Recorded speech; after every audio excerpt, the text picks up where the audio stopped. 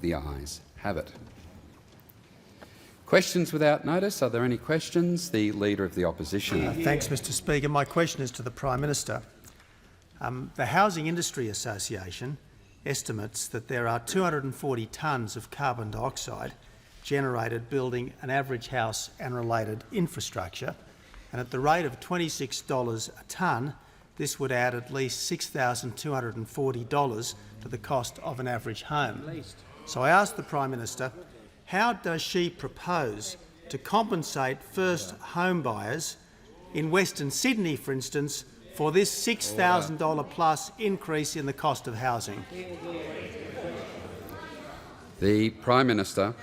Thank you very much, Mr Speaker. And predictably, the scare campaign continues with the made-up facts and figures, and the Leader of the Opposition does what he always does, which is seek to cause fear amongst the Australian community, because he's got no policies or plans for the nation's future, and he tries to hide that behind a never-ending series of fear campaigns. Mr Speaker, do you recall the start of this parliamentary session when the Leader of the Opposition was trying to raise fear amongst the Australian community about the government's proposed flood levy? And day after day in question time we came in here and questions were asked and answered about the flood levy.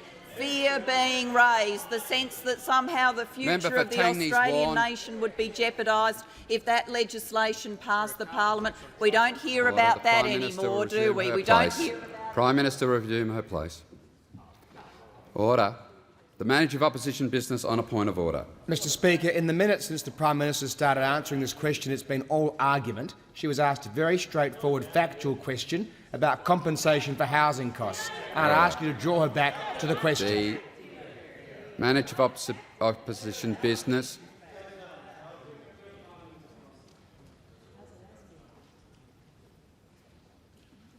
The Manager of Opposition Business, having resumed his seat,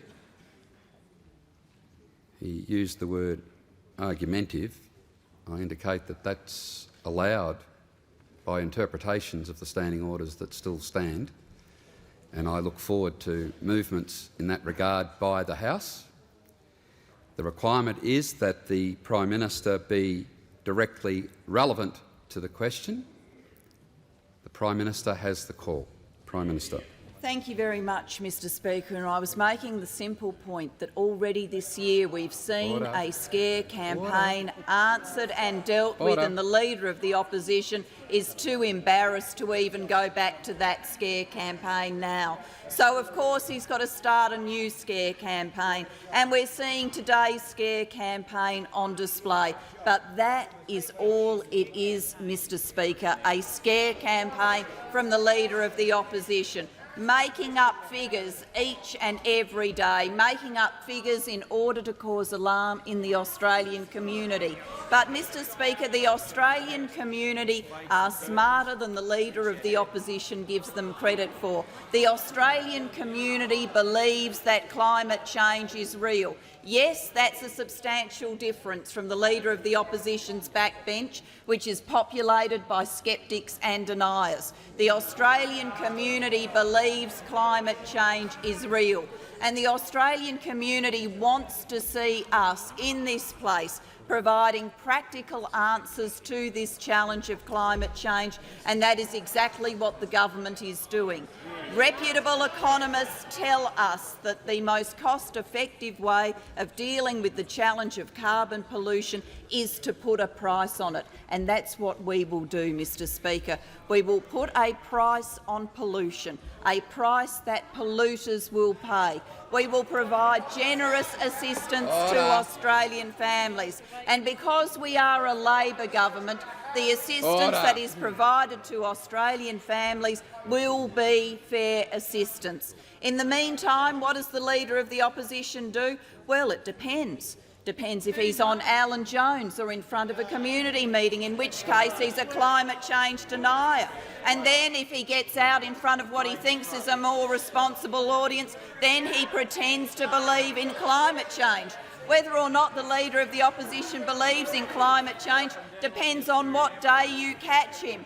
As the member for Wentworth said, he is the ultimate weather vane in Australian politics. No policies, no plans, no beliefs, no convictions, just slogans and a scare campaign, and that's all we're seeing again today, Mr Speaker. Order. Before calling the Leader of the Opposition, having consulted the definition of the expression, I would have thought that the Manager of Opposition Business would have thought twice about repeating the word. He will withdraw. I withdraw the word Harridan, Mr Speaker. The member for Sturt is warned. The member for Sturt is warned. Order.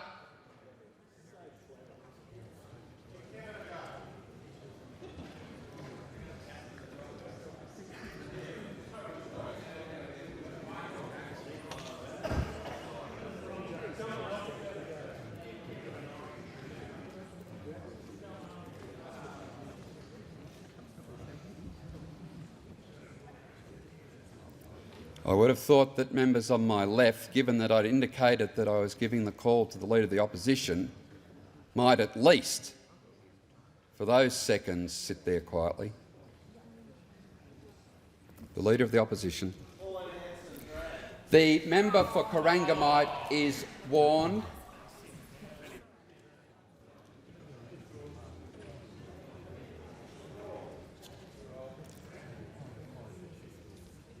And the member for Corangamite will withdraw. I withdraw.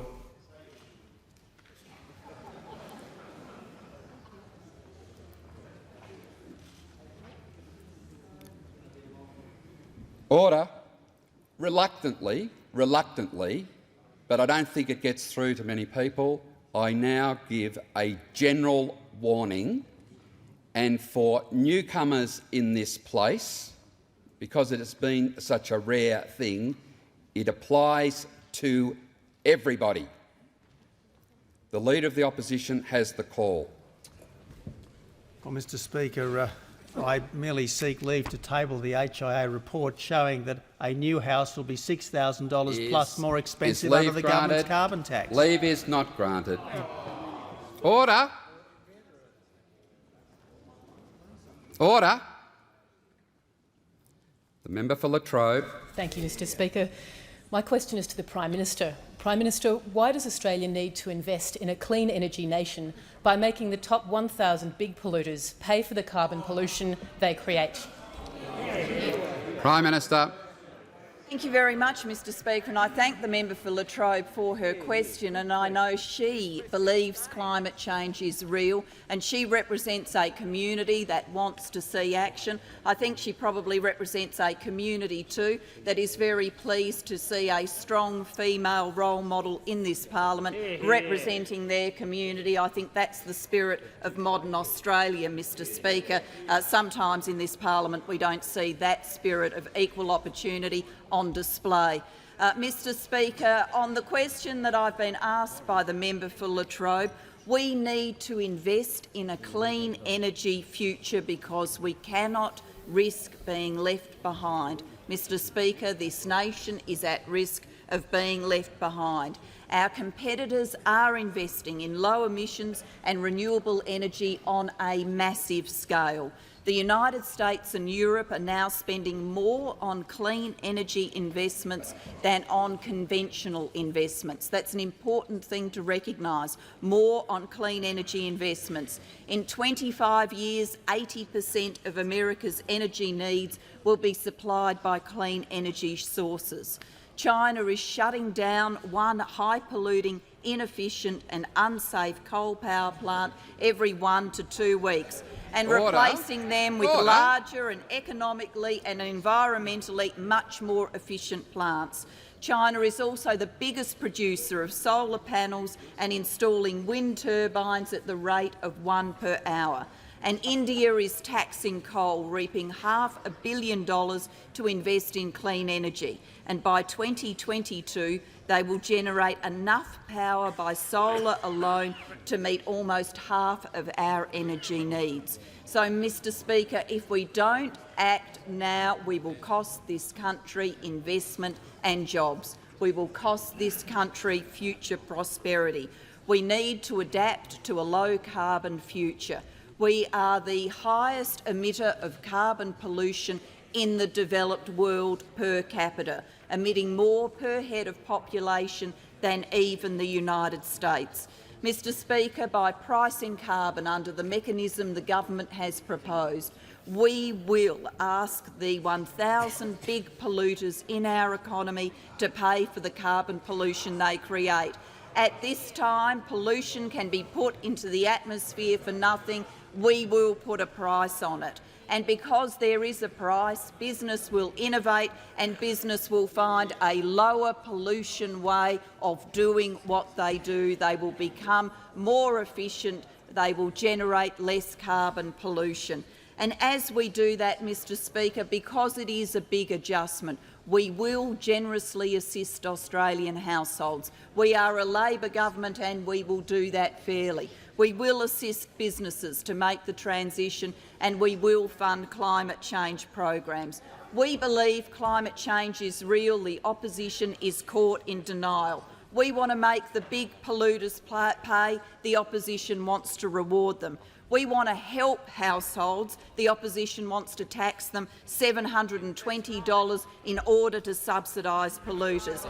We want to invest in clean energy. They want to invest in a scare campaign. We want to be driven and will be driven by the national interest. Day after day we see political interest on display from the opposition. Despite their fear tactics, despite their scare campaign, we will get on with the job and price carbon to create a clean energy future for this country. The Deputy Leader of the Opposition. Thank you, Mr Speaker. My question is to the Prime Minister. I refer the Prime Minister to her press conference on 24th of February, where she committed the government to a, quote, full cap-and-trade emissions trading scheme, quote. Is the Prime Minister aware that President Obama has stated that a cap-and-trade scheme will cause electricity prices to skyrocket? Why is the Prime Minister's promise on compensation for skyrocketing electricity prices any more believable than her promise that there would be no carbon tax under any government she leads? The Prime Minister. Thank you very much, Mr Speaker, and I can say to the Deputy Leader of the Opposition, I watch Channel 9 too, as it happens. I do have Channel 9 on the TV, and I did watch that Laurie Oakes interview, and I did watch the segment that she's referring to from President Obama. I think it wasn't yesterday, I think it was the Sunday before, actually, that went on air. So we're seeing the usual degree of research and endeavour by the opposition we've come to accept because of their lazy approach to politics and their lazy approach to policy. Can I explain to the Deputy Leader of the Opposition in answer to the question she's asked me? Yes, she's absolutely right. I did say before the last election campaign I wanted a full cap-and-trade emissions trading scheme, and we will get a full cap-and-trade emissions trading scheme. I thank the Deputy Leader of the Opposition for verifying that to the House. Of course, in referring to the segment played from President Obama, number one, I think she would note that it was some time ago. Number two, she would note that President Obama has committed his nation to a clean energy future. President Obama is in a situation where, with the Congress the American people have elected, he is not in a position to legislate an emissions trading scheme. And the member for Goldstein says, well, why would we have one? Well, the reality is, and let me explain this to the member for Goldstein, I am someone who shows a great deal of admiration for the United States of America. I think that was on display when I recently travelled there. But the member for Goldstein may not realise it, but we are not little Americans. We make decisions for our own country. Now, every economist of any repute is telling us that the least costly way of dealing with carbon pollution is by pricing carbon. So why, as Prime Minister, would I deny this nation the most efficient, least cost way of dealing with carbon pollution because President Obama has made a different decision? Why would I do that? Well, of course I would not. This nation deserves to have the least cost way of dealing with carbon pollution, and that is pricing carbon, and that is exactly what we will do. Initially through a fixed price, effectively like a tax, then moving to an emissions trading scheme, as I have outlined on behalf of the government and as I have outlined on behalf of the Multi-Party Climate Change Committee. On that side, what do we see as the alternative? Well, what we see, of course, is taking $30 billion out of the purses and wallets of Australians and giving it to big polluters. On this side, we will take money from big polluters and give it through generous assistance to households. The Prime Minister will resume her place. The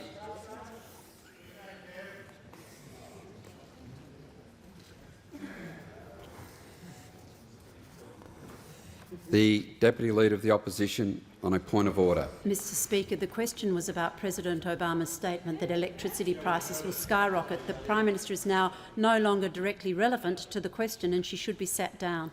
Order. Order. The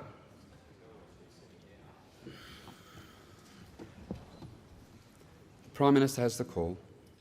Thank you very much, Mr Speaker. And as I was indicating, the division here is whether you want to put a price on polluters and give assistance to households, or whether you want to take money off households and give assistance to polluters. That's right. We will put a price on pollution. That price will be paid by polluters. We will generously assist households for the price impacts that they will experience, and I've been very upfront about that. What the opposition wants to do is to take money off Australian households and give it to big polluters, and the opposition should come clean about that. Their price tag for Australians, $720, straight off them, straight out of their purse, straight out of their wallet, straight to a polluter. The Prime Minister's time. The Deputy Leader of the Opposition. Mr Speaker, in the event that someone didn't watch Channel 9 last week, I have a CD of Order. President Obama's The Deputy Leader of the Opposition will resume her place. The Deputy Leader of the Opposition will resume her place.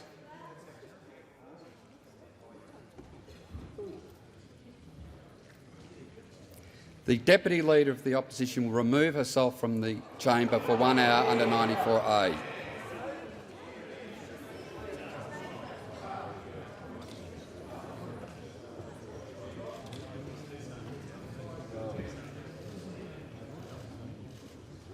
Order. The Deputy Leader of the Opposition will resume her place.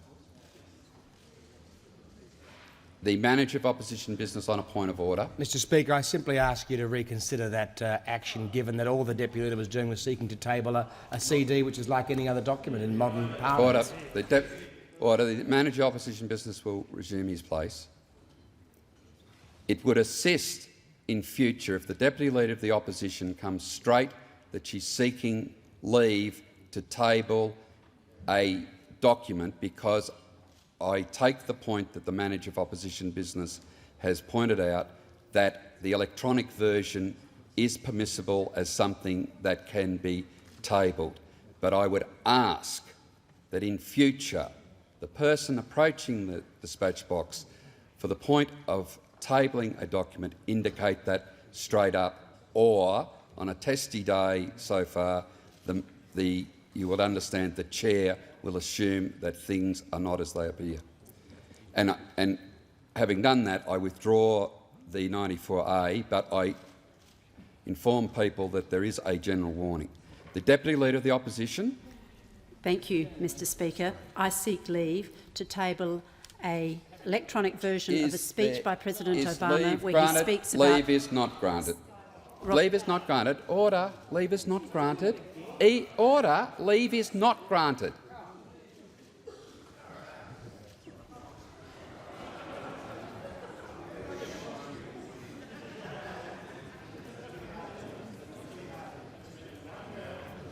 The member for Greenway will resume her place. I inform the House that we have present in the gallery this afternoon the Minister for Education, Employment and Family from the Republic of Malta, the Honourable Dolores Christina.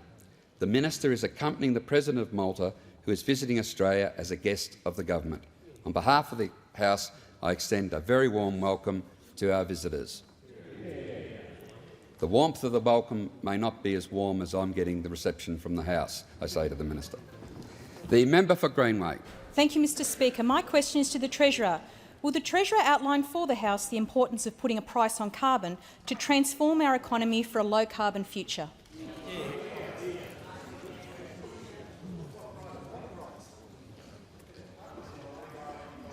The member for Herbert, having reminded people that there is a general warning, will leave the chamber under 94A for 1 hour.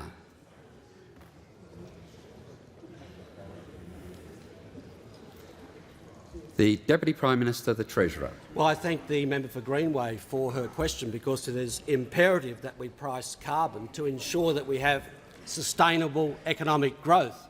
Sustainable economic growth does require a price on carbon, because we need the investment. We need the investment to drive the technology to make ourselves much more energy efficient.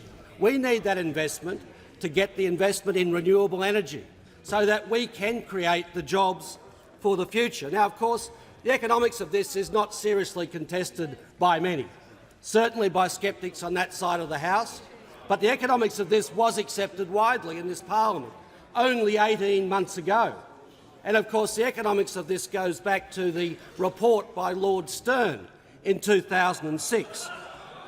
There we go. The sceptics opposite are now going to dispute the Stern report, the most fundamental analysis of the economics of climate change that we have seen, which is widely accepted, particularly in Britain, even by conservative politicians, as being the roadmap for the future. And of course, what Lord Stern said is that tackling climate change is the only pro-growth strategy for the future. That is, what he said was, if we don't act on climate change, the damage to our environment and therefore the damage to our economy will be great. And if we wish our economies to grow, then we must put a price on carbon.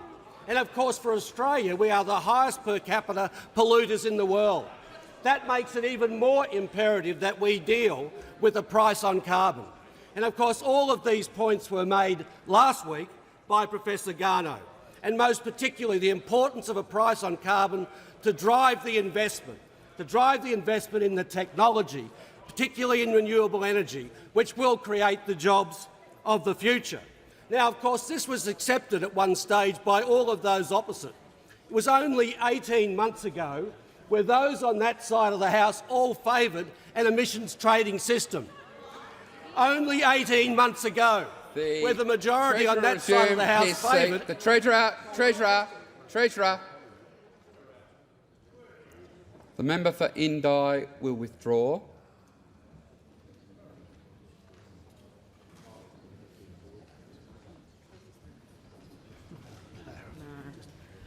I withdraw. The member for Indi will leave the chamber for 1 hour under 94A.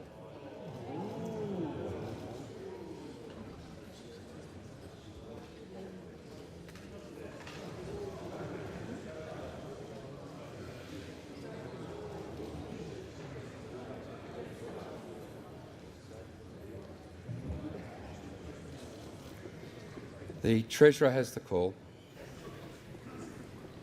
So, Mr Speaker, there are many on that side of the House who now clearly don't accept the science of climate change, and they don't accept the economics of dealing with climate change. We had a Conservative politician in the country in the last few days, Lord Deben.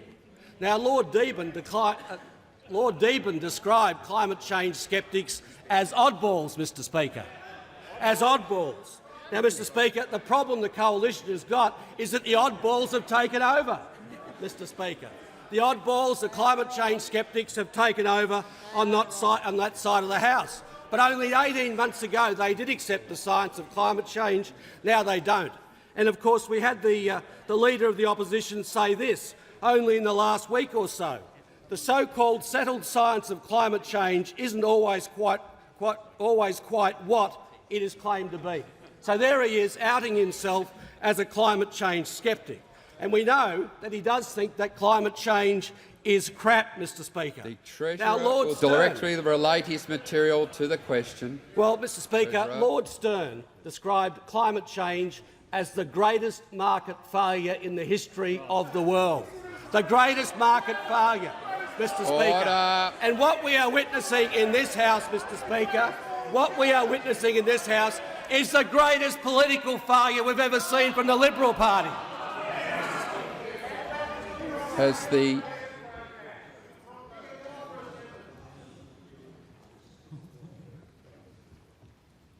the Treasurer concluded?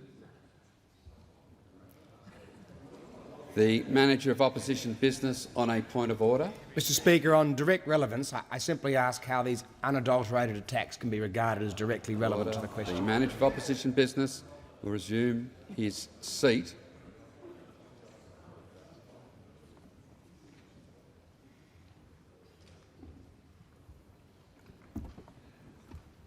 Those that were actually paying attention to the proceedings rather than indulging themselves in whatever they indulge themselves in during question time will know that I asked the Treasurer to directly relate his material to the question. The Treasurer has the call.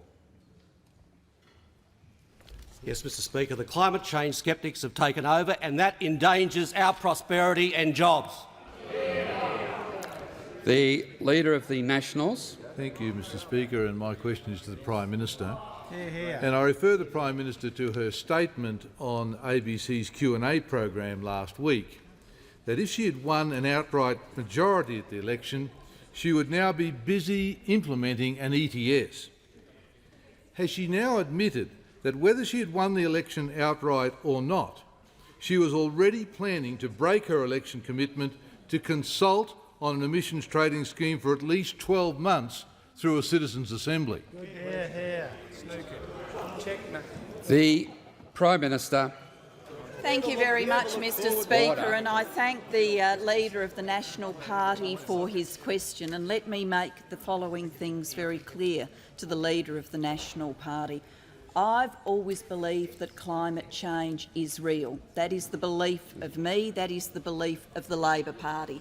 In answer to that belief, we accept the science. The Liberal Party and the Leader of the Opposition has on some days accepted the science, other days rejected the science, accepted it some days, rejected it other days. On Alan Jones, then he rejects the science. If he's in front of a Canberra press gallery, then he accepts the science. He has no belief in these questions because he just doesn't care about climate change and about this country's future economic prosperity and future environment. Prime Minister will resume her seat.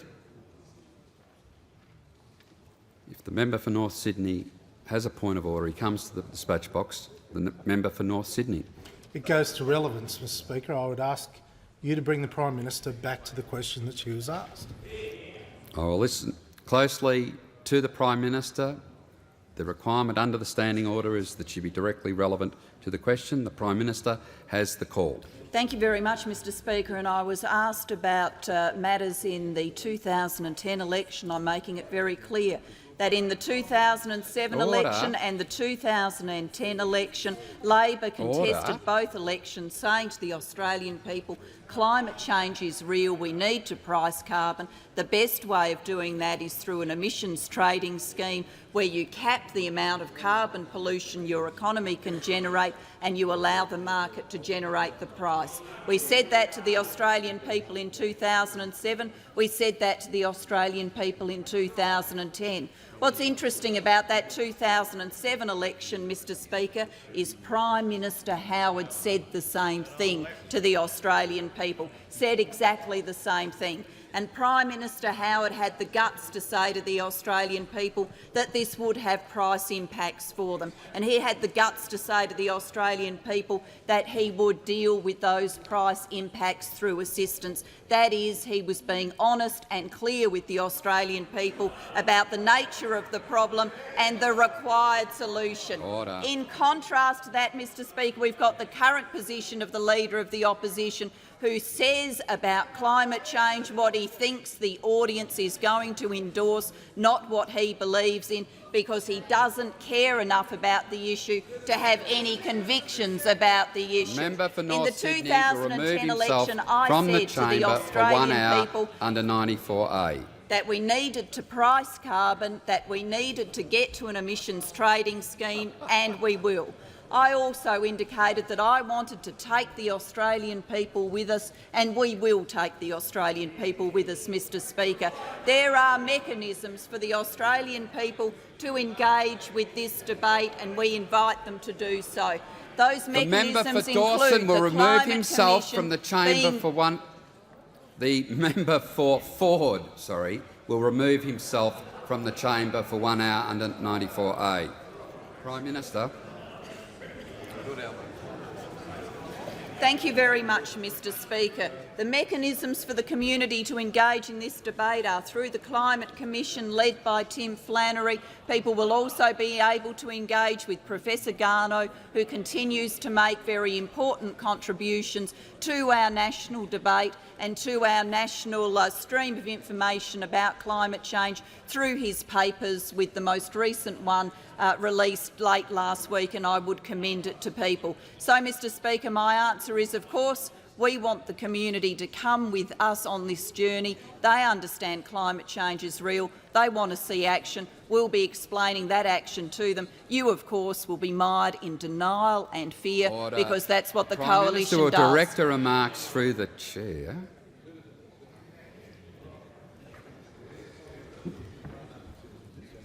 The member for Denison.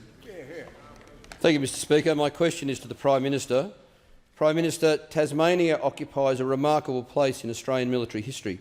Anglesey Barracks in Hobart is the oldest army barracks in Australia, and today Tasmanians comprise some 8% of ADF enlistments. But despite this, cutbacks have reduced Tasmania to an outpost of Victoria, where even critical services like the Defence Community Organisation face the axe. Prime Minister, can you put the widespread concern in Hobart about Anglesey Barracks to rest by today unambiguously ruling out further defence cuts, including specifically the closure of the DCO and the sell-off of the barracks?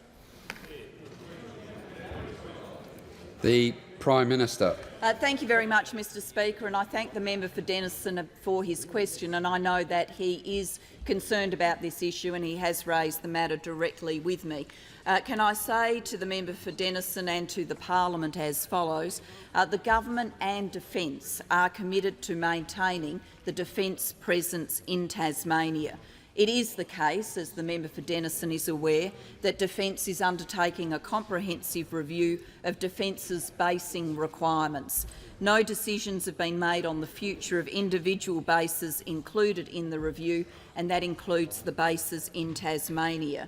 It is expected that the review will be completed mid-year, following which it is planned that a government-appointed independent commission will consider Defence's recommendations. It is intended that the Commission will conduct public consultation before reporting back to the government. Now, to the member for Denison, can I say I will not preempt the outcome of this process. The members asked about the Anglesey Barracks. I can say that there are currently a number of very important defence establishments in Tasmania. In the case of Anglesey Barracks, this is an historic site of immense importance to the Army, Defence and the Commonwealth. Anglesey Barracks is the oldest continuously occupied defence establishment in Australia. Anglesey Barracks will be celebrating its 200th anniversary in December this year, and the Anglesey 200 Project Committee is planning for the celebrations that will recognise the milestone event that this forms in Australia and Tasmania's military and defence history.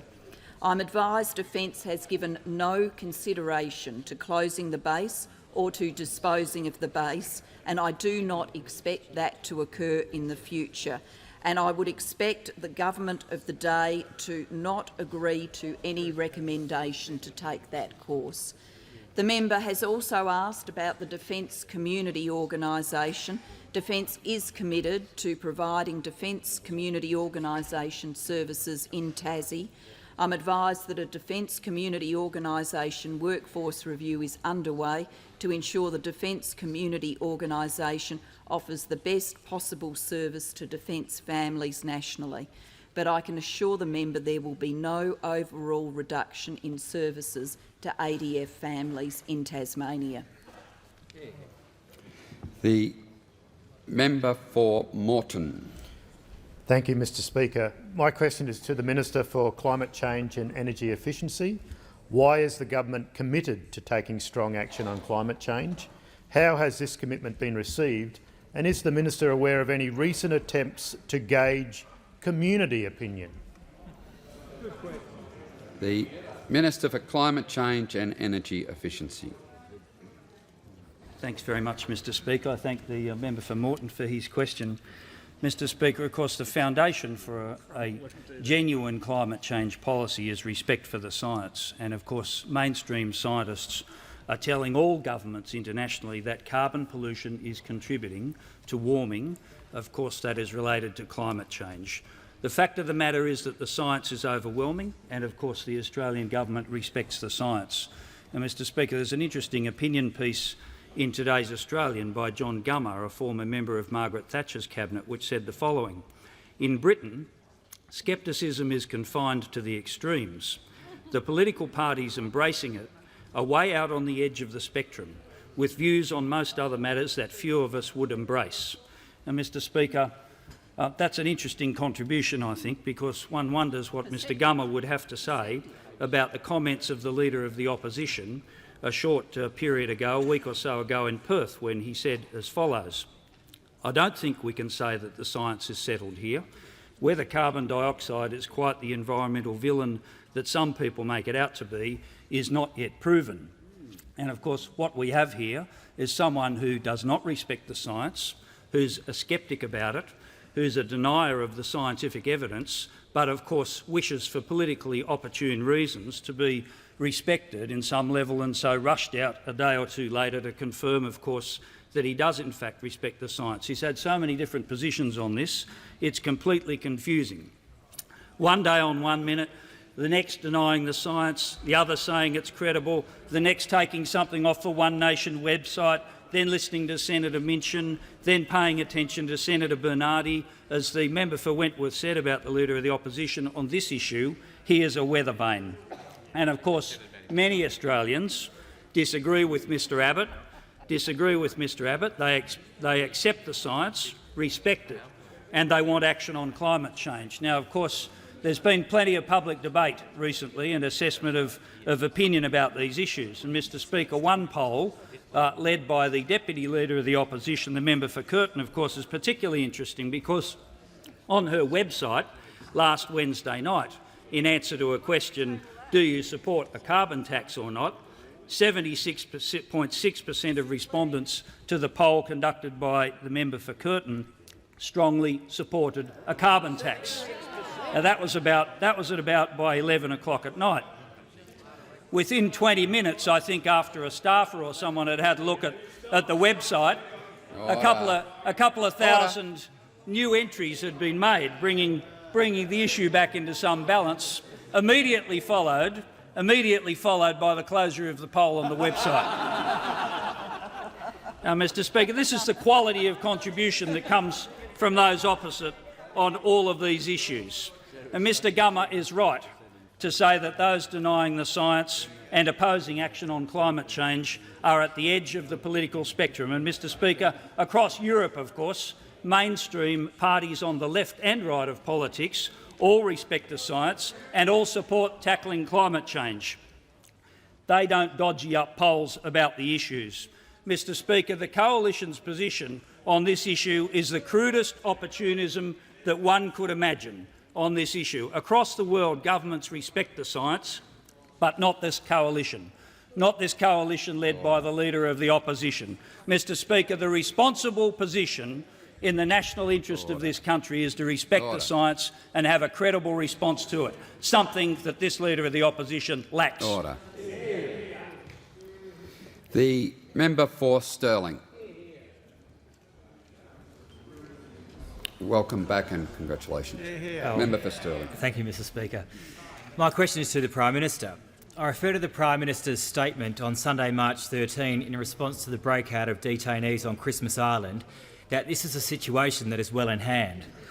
Within 24 hours of this statement, a series of rolling riots broke out, tear gas and beanbag rounds of fire were used, the facility was set on fire, staff had to be rescued, and the federal police had to retake the facility by force.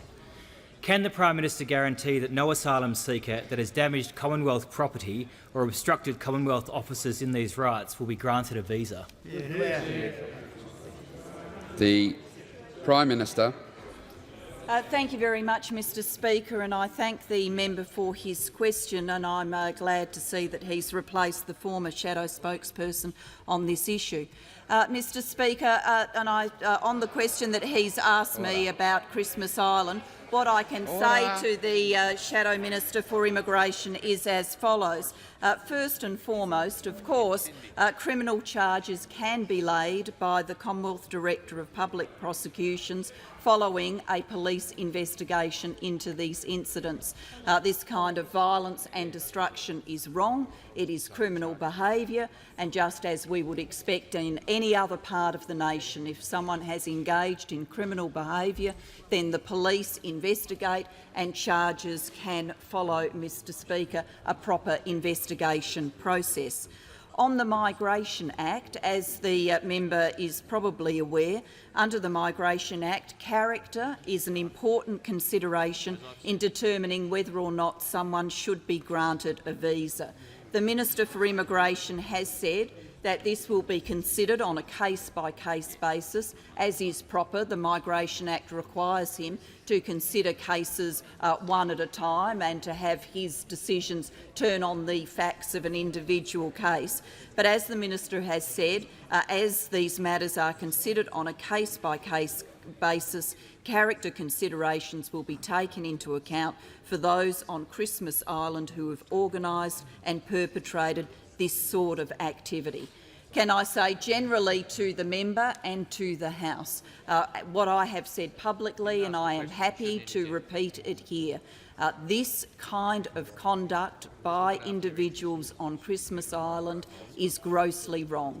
This kind of conduct can and should cause criminal charges to flow following a proper police investigation. We know from our ordinary understanding of the law that acts of violence and acts of destruction are criminal acts. This kind of violence and conduct can and will be taken into account under the proper procedures of the Migration Act. What I would say to the member is, as I have said publicly, no one who engages in this kind of conduct will profit from it. No one who does it will profit from it. The Minister for Immigration has made that absolutely clear, and I'm very happy to restate it in this place. The Leader of the Opposition. Well, Mr Speaker, this is a supplementary to the Prime Minister. Will she guarantee that the asylum seekers who have been engaging in this behaviour will never get a visa to this country? Order. Prime Minister. Thank you very much, Mr Speaker. And the Leader of the Opposition is effectively asking me to do something not in accordance with the law and the Migration Act, and I won't do it, Mr Speaker. The laws of this country actually apply to everyone. Himself from the chamber for what 1 happens hour when you live in a democracy. Maybe the member for Dixon might want to study that in his time outside the chamber. The laws of this country apply to everyone. The Migration Act is the law of this country. It requires the Minister for Immigration to deal with cases on a case-by-case basis. It requires the Minister for Immigration to look at the facts of each case. But as the Minister for Immigration has said publicly, and as I have just said in this parliament, in considering questions of character, the conduct engaged in by the individual can certainly be taken into account on questions of character. What the Leader of the Opposition is inviting me to do is not in accordance with the Migration Act. It's actually not in the best interests of holding to account the people who have engaged in this conduct. It could arguably give them some legal grounds to contest the decisions the minister may or may not later make in relation to their visa. So rather than engage in that kind of silly shenanigan in this parliament, we will continue to go through, Mr Speaker. The police will do a proper investigation. Charges may be laid from that investigation. The Minister for Immigration will consider visas case by case, as he is required to by the law, taking into account questions of character, and certainly the kind of bad conduct we have seen on Christmas Island can be taken into account in that character determination. The member for Blair. Thank you, Mr Speaker. My question is to the Minister for Foreign Affairs. Will the minister update the House on international efforts to protect civilians and bring an end to the Gaddafi regime's violence in Libya? The Minister for Foreign Affairs. Mr Speaker, I thank the member for Blair for his question. The international community has been justifiably horrified by the brutality meted out by the Libyan regime towards its own people. That is why the international community has welcomed the action agreed by the United Nations Security Council in New York last Friday to protect the Libyan people from the brutality of their own regime. And that, Mr Speaker, is why the Australian government has welcomed the action of the UN Security Council. Mr Speaker, the Libyan regime has forfeited any claim to international legitimacy because of its murderous behaviour towards its own people. Its actions in this campaign will be recorded in history as among the more barbarous actions by any state in the world's modern history. Mr Speaker, there are two critical parts to the UN Security Council resolution of 17 March 2001. The first empowers member states to use all necessary measures to create a no-fly zone over Libya. The second empowers member states to deploy all necessary measures to protect the Libyan people under threat of attack by the Libyan regime. Further, Mr Speaker, following on the passage of this by the UN Security Council last Friday, 2 days later, on 19 March, the US, France, the UK commenced military actions against the Libyan regime in accordance with the provisions and authorisation of UN Security Council 1973. These actions, we are advised, Mr Speaker, will be followed by further actions by other states, including Arab states. Mr Speaker, had the international community not acted in the manner it has over the last 3 days, today we would instead be witnessing the butchery of Benghazi because those citizens would have been left to their own devices. This will be a difficult military operation. It has been described by the US military spokesman as phase 1 of a multi-phase military operation. And the political outcome, of course, will be uncertain. But had the international community not acted, the people of Libya would have been left to their own fate.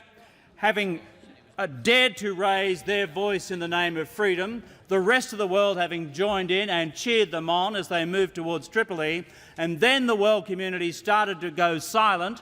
Had we not acted in solidarity and support with them, we would have learnt nothing from the experiences of Rwanda, Darfur and the Balkans. Instead, the international community did.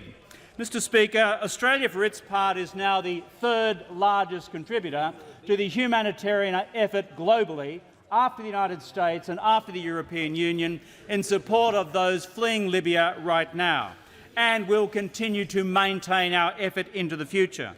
Mr Speaker, the government elsewhere is monitoring closely other developments in the Middle East, across North Africa, in Egypt, as well as in Jordan, as well as in Yemen, Bahrain and in other Gulf states. On these matters, most recently in Bahrain, I spoke with the Bahraini Foreign Minister last night, expressing Australia's concern about violence in that particular country. Mr Speaker, Australia's interests remain seized by these events. These events in the Middle East impact the ability of terrorists to operate across the Middle East. They impact on Iran's freedom of manoeuvre across the Middle East and beyond.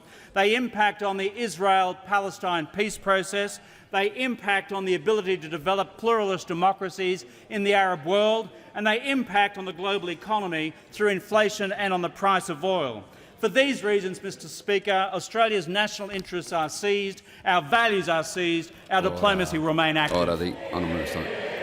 Order. On the Deputy Leader of the Opposition on brief indulgence. Thank you, Mr Speaker. Military intervention in another country in most circumstances should be the last resort, but when Colonel Gaddafi ordered the Libyan military to attack his own people, when he brought in foreign mercenaries to kill and terrorise Libyans, and when he threatened the people of Benghazi with no mercy, the United Nations Security Council had to endorse action and protect the Libyan people.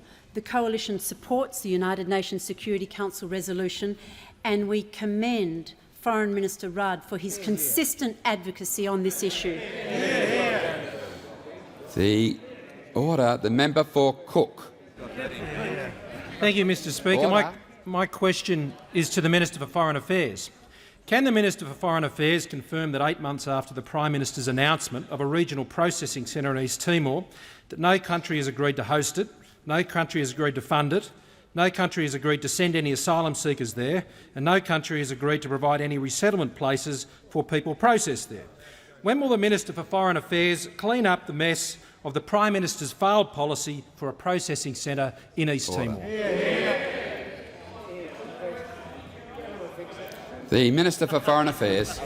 Well, Mr Speaker, I welcome the question from the member for Cook, who seems to have changed portfolio. There seems to have been an accident down at Mill recently, following certain public interventions from the member for Cook on recent developments concerning asylum seekers, and now he seeks to shadow me rather than my friend and colleague, the Minister for Immigration. Well, we'll see how the member for Cook's career evolves in the days and weeks ahead. Mr Speaker, the member for Cook refers to the proposals by the government concerning a regional protection framework, and within that the concept of a regional processing centre. Mr Speaker specifically asked for progress on these matters. He should be aware, Mr Speaker, that both myself and my colleague, the Immigration Minister, have consulted with our counterparts not just in the region but beyond as well, including both of us with the High Commissioner for Refugees in Geneva, myself most recently only 2 weeks ago.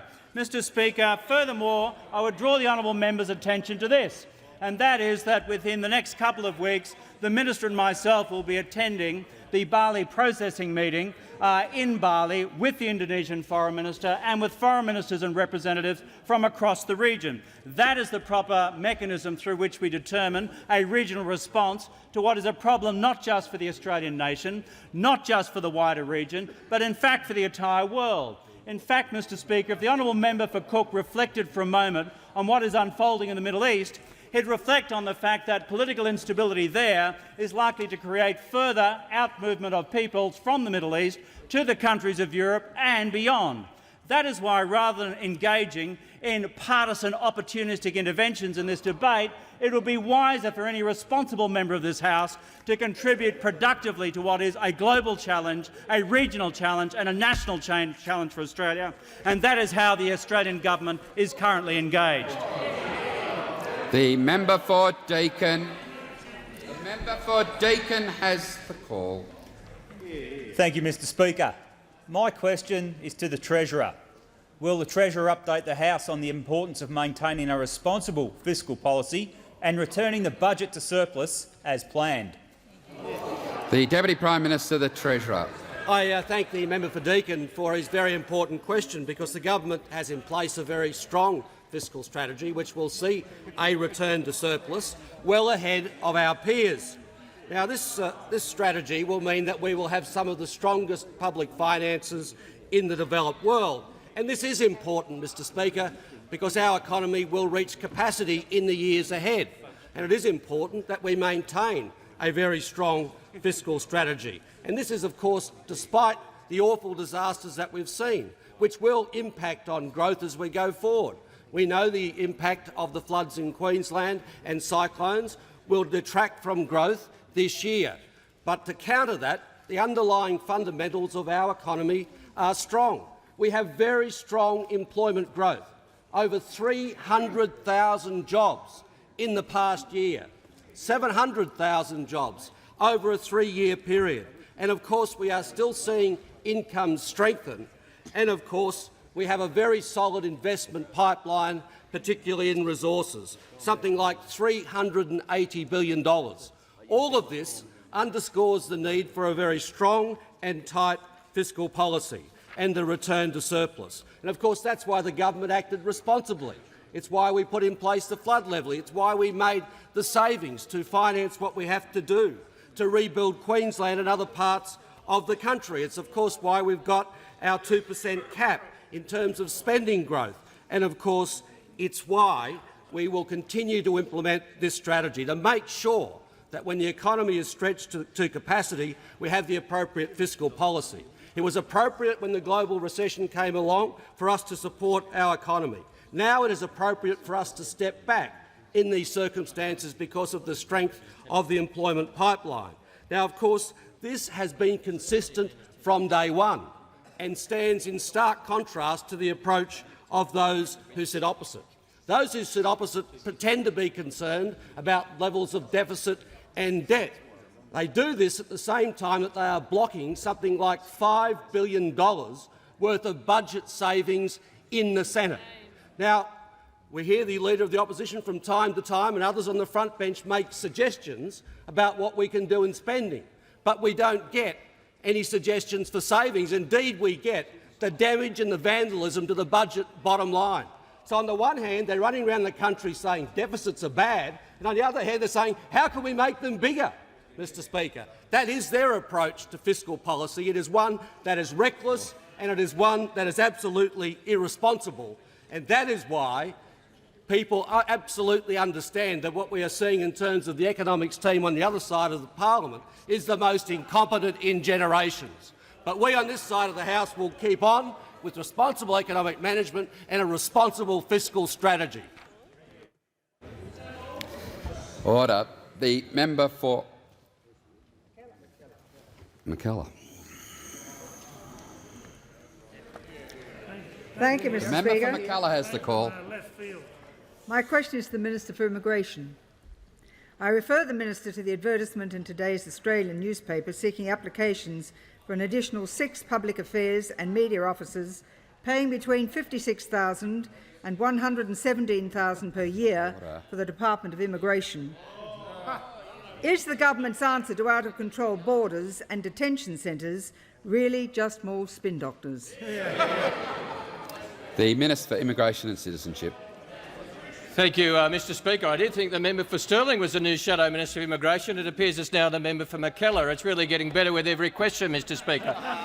Mr Speaker. Order. Mr Speaker, the government's answer to the issues facing us with asylum seekers is an international solution for an international problem.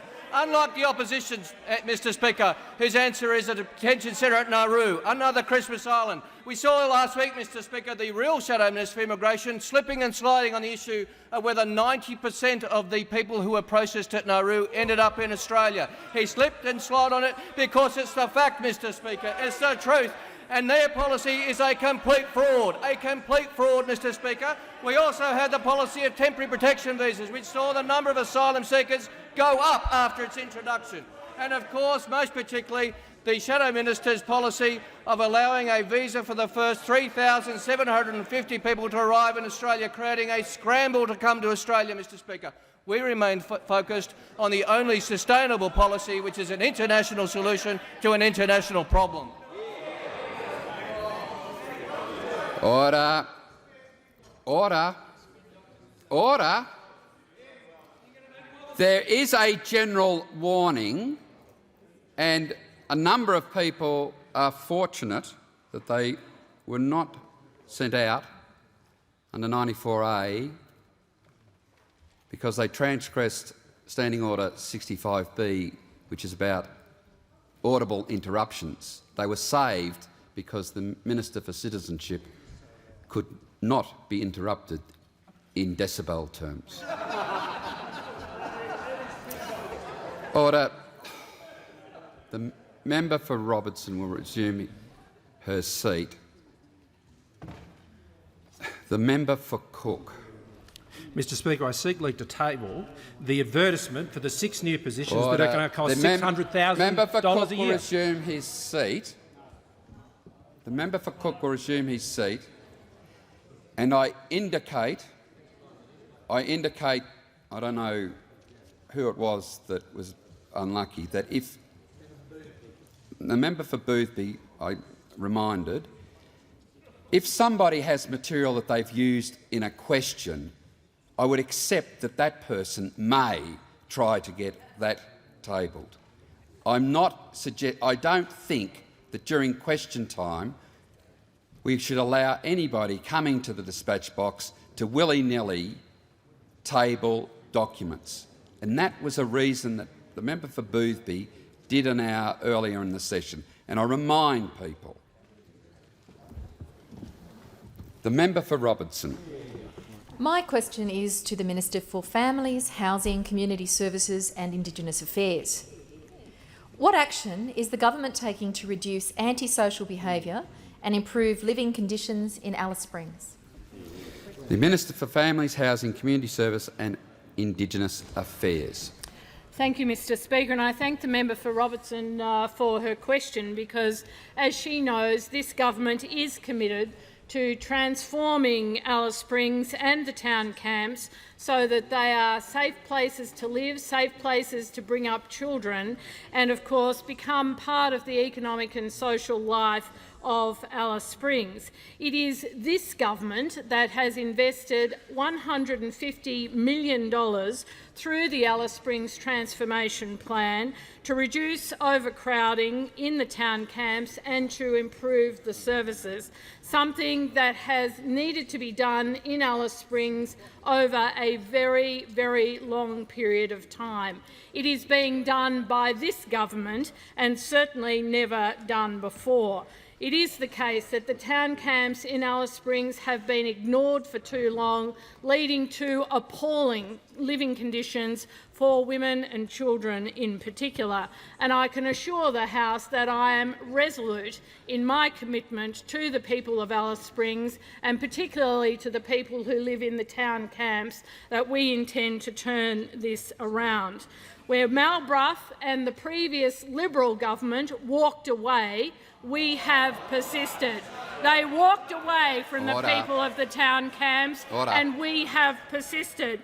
When my action was challenged in the federal court, we persisted and we won. And despite the enormity of the transformation task, we intend to persist until change is delivered. Well, I do welcome the Leader of the Opposition's recent interest in this issue, and it is a recent interest. I am very, very concerned that his actions overnight have determined to put this issue into a political frame rather than be determined to commit himself to the bipartisan approach that I thought we had. I do understand that the Leader of the Opposition had raised the issue with the Prime Minister a couple of times, most recently on Friday, and I understand at that time that the Leader of the Opposition and the Prime Minister agreed to meet and discuss the matter further. Unfortunately, the Leader of the Opposition then decided to release his letter to the Prime Minister to a newspaper. He had decided that rather than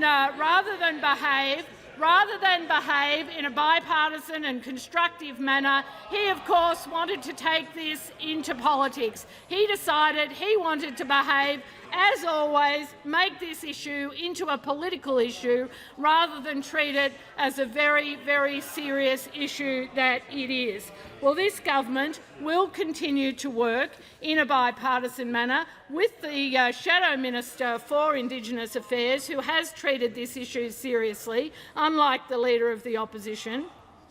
We have been meeting. We have agreed on what needs to be done in Alice Springs. Most recently, that has been announced around 10 days ago. Improved lighting in critical areas in Alice Springs, extra places for Work for the Dole, improved housing support, all agreed with the Shadow Minister. But of course, this Leader of the Opposition is always out to play the politics rather than take these issues seriously. And of course, the matters that were addressed in the most recent announcement, agreed to by the Shadow Minister, build on the enormous task that we've already started. We've already built many houses, rebuilt houses, put in alcohol rehabilitation services. All this happening, and all the Leader of the Opposition wants to do is play politics. The Minister's time has expired. The member for Wills. The member for Fisher. Thank you, Mr Speaker. My question today is to the Prime Minister. I refer the Prime Minister to her very sensible comments yesterday when she said it was impossible to understand Western literature without understanding the Bible. Could the Prime Minister therefore indicate where in the government's draft national curriculum the Bible is mentioned? Order. Order. Order. The question has been asked. Prime Minister. Thank you very much, Mr Speaker, and it won't surprise you, Mr Speaker, when I say I haven't brought the national curriculum with me. Of course, the national curriculum is available through the website of the Australian Curriculum Assessment and Reporting Authority. And what you will find when you look at the national curriculum, whether you look at the literature stream, whether you look at any part of the national curriculum, that it is conveying to students what has made our civilisation, what has made Western civilisation, including the values that guide us, the democratic structures under which we live, the rule of law under which we live, what brings us together, what explains our history as a nation, what explains our history with Indigenous Australians, and, as you would imagine, at different levels as children grow and learn and are more capable of critical assessment, then they are asked to reflect on these things, to analyse them, to comment on them and to discuss these questions, which is exactly the kind of education I had as a child. Also, as well as having a great state school education as a child, which challenged me to think about the great moral concepts of our age, I also did have the benefit, Mr Speaker, I did have the benefit of a very rigorous grounding at Mitcham Baptist Church, which included endless committing to memory of catechism. I was actually a prize winner at it, Mr Speaker, and it served me in good stead. And I've been known to joke with the Leader of the Opposition in the past that one day we'll go head-to-head on our ability to recite sections of the Bible by rote. I think I could back myself in for some large slabs of it, Mr Speaker. The Prime Minister will resume her place. The Manager of Opposition Business on a point of order. Mr Speaker, the Prime Minister was asked where in the national curriculum she could point to the Bible being mentioned. If she doesn't know the answer, perhaps she could take it on notice and get back to the House. Will resume his place. Order. Order. Order. The Prime Minister is aware that she has to be directly relevant. That's the standing order. It does not mean, and it cannot be interpreted, that that means a direct answer as the person that poses the question would believe. And this answer, in response to the question, I believe is sufficiently directly relevant to go beyond the sort of relevance rule that we saw in the last Parliament. The Prime Minister has the call. Thank you very much, Mr Speaker, and my point was simply this. Between, I believe, a great education, which includes developing your critical faculties as well as your understanding of moral concepts, You are equipped as an adult to make your own decisions. I've made mine, Mr Speaker. I've made mine, again, good conscience as an adult. They are not the same as others in this place. That is to be expected. We live in a democracy which values free conscience and free thinking. That's the kind of education I want for Australian children. That's the kind of education I believe the national curriculum is aimed at. The member for Fisher, on a point of order. Mr Speaker, to assist the Prime Minister, I seek leave to table a copy of the draft Australian curriculum. Is leave granted? Leave is not granted. The member for Wills. The member for Wills has the call. Thank you, Mr Speaker. My question is to the Minister for Sustainability, Environment, Water, Population and Communities. Will the Minister update the House on recent developments concerning the Victorian Government's putting cattle into the Alpine National Park and on what reasons the Victorian Government has provided for its actions? The Minister for Sustainability, Environment, Water, Population and Communities. Thanks very much, Mr Speaker, and I want to thank the member for Wills for the question. Members might be aware that as a result of decisions taken at the end of last week, the cattle that the Victorian Government have sent into the Alpine National Park have to be out by the 8th of April. On the very simple basis that unlike the views of the Liberal and National Party in Victoria, most Australians don't wander into our national parks and say, oh, it's a pretty nice place, all it needs to improve it is some cattle. The argument that came from the Victorian Government was that somehow these cattle were required to be able to reduce bushfire, and that was the argument put forward by the Victorian Government. Notwithstanding that the Royal Commission into the Victorian bushfires had 67 recommendations, 7 dealt with land and fuel management, none of them suggested that cattle should be reintroduced. The member for Goldstein says, oh, it's about our heritage, wanting to refer to the man from Snowy River. They were brought there in a truck. This was not the man from Snowy River going up on horseback. But the argument then came from the Victorian Government that this was all about science, about so-called scientific grazing. And in wanting to find out what the scientific research was about, we heard from a member in the Victorian Parliament by the name of Donna Petrovich. And she said that people in those areas have an intrinsic knowledge of their environment, and so do their livestock. In many respects, we are quite lucky that there are still a few remaining lead cows in those herds that know the areas that are being trialled. If we did not have that, we would have an environmental problem. Those cattle stick to the areas and the tracks, and they teach the other cattle the appropriate way to move through that country. So the line from the Victorian Government is 400 cattle walk into a national park. The calves want to go to the endangered wetlands, but the lead cow says, oh no, that's listed under the EPBC Act. You can't go there. But then we ended up getting the official information from the Victorian Government, and it was no better. I asked the Victorian Government to provide the Australian Government with the documents that caused them to make a decision in January. They gave us a document dated March. For why they made a decision in January, the document was dated the 15th of March 2011, and it provides the next layer of the scientific research. In year 1, the placement of cattle in the selected sites was required to enable the cattle to develop and demonstrate high site fidelity and site familiarisation with these sites. High-fidelity cattle. High-fidelity cattle is what this trial is allegedly going to provide us with. You can see JB Hi-Fi. You've got the high-fidelity speakers, you've got the high-fidelity system. They can now introduce the cattle as well, courtesy of the Victorian Government. We were promised that this would be a scientific university study. It would not pass as high school science homework. We were promised that there in some way would be science involved here. The Victorian Government have given us nothing but satire. Make no mistake, when you change the government from a Labor to a coalition government, you get a worse environmental outcome. Prime Minister. Thank you very much, Mr Speaker. I ask that further questions be placed on the notice paper.